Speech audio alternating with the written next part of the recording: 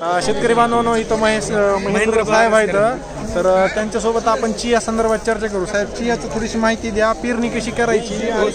एकरी sir 2 kilo बियाणं लागतंय चियाचं, आणि हे 15 नोव्हेंबरला येतंय. आता पण येतंय उन्हाळ्यात, जून महिन्यात पण मध्ये येतंय, पण थोडं अवरेज कमी निघतंय. जून मध्ये अवरेज कमी निघतंय, म्हणजे आता उष्णता वाढली त्यामुळे अवरेज कमी निघतंय.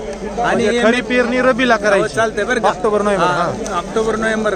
याला कुठलाही रोग नाही, याला कुठलाही पाळीव प्राणी खात नाहीत, याला कुठलाही रासायनिक खत वापरण्याची गरज नाहीये. बरं, एकरी किती बी पाडायचं? एकरी 2 किलोने बियाणं लागतंय सर. मग त्याच्यात काय हे टाका लागते?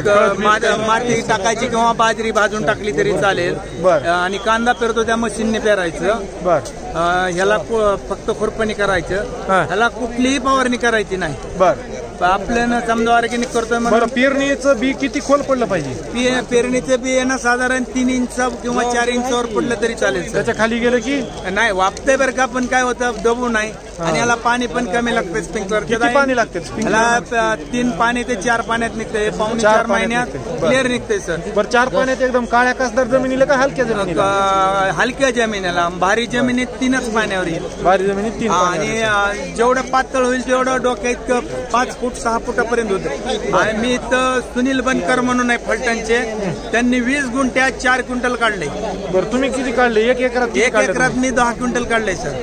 किती वेळेस काढला असं? 10 2 वेळेस काढले. आता माझा लग्न प्लॉट होता, पण तो गारपीट मध्ये सगळा गेलाय. मी आता परत करणार आहे सर. काढणी कुडणी काढणी काय नाही, हे पिवळं झालं सोनेरी कलरचे की काढायचं.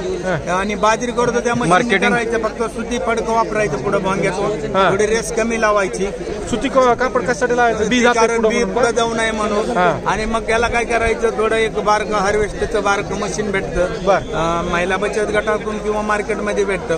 फक्त चाळणी बदलायची, ज्वारी ती सगळे हे फिल्टर होतं. नाही, चाळणी कोणती टाकायची? ह्याची चियाची बारकी बाजरीची चाळणी किंवा बाजरीची चाळणी किंवा तिळाची चाळणी, आणि ते लगेच क्लिअर होऊन जात आहे.